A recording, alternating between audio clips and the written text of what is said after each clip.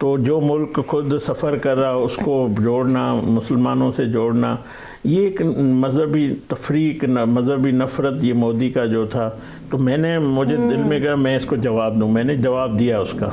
میں نے بہت سی اس وقت پریس کانفرنس میں نے کہا تم آج کے راون ہو، تمہیں تکبر. میں نے جنگ سے پہلے کہا تھا، میں نے کہا تم آج کے راون ہو، تمہارے میں تکبر ہے کہ میں پاکستان کو نقصان پہنچاؤں گا، تباہ کروں گا، اسلام کو دہشت گردی سے جوڑوں گا.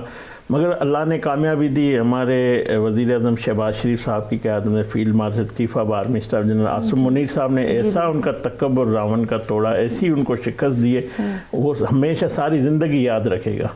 تو مجھے فخر ہے کہ میں نے جو بات کی تھی کہ اس کو تکبر ہے، راون ہے، اس کو تکبر ٹوٹے گا، تو اللہ نے مدد کی، پاکستان کی فوج کی مدد کی، اللہ تعالیٰ کی طرف سے مدد آئی، اور یہ اتنی جنگ بڑی کامیابی حاصل ہوئی. تو مجھے اس میں فخر ہوتا ہے. میں بات کرتا ہوں جب مجھے خوشی ہوتی ہے میں اپنے ملک کی، اپنے وطن کی، اور ملک میں رہنے والے تمام مذاہب کے لوگ، جس طرح ہم سب مل کر پاکستان ہے تو ہم ہیں، ہم سرناب سوائل ہیں. جی بالکل. ہم جو ہندو ہیں، ہمارے بڑوں نے جب پاکستان کا قیام ہو رہا تھا تو انہوں نے فیصلہ کیا ہمیں ادھر ہی رہنا ہے. ہم موہن جو دڑوں سے ہیں، ہم کہیں سے مائیگریشن کر کے نہیں آئے.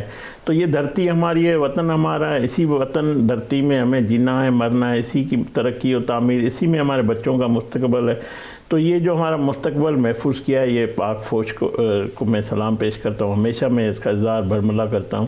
اور میں سمجھتا ہوں مودی ایک جو آج کا راون ہے وہ غلط راستے میں نکل پڑا ہے، اور اس کو انشاءاللہ وہ اس کی سیاست بھی چلی گئی جائے گی، اور بھی مزید وہ ذلیل و خوار دنیا میں رسوا ہوتا رہے گا.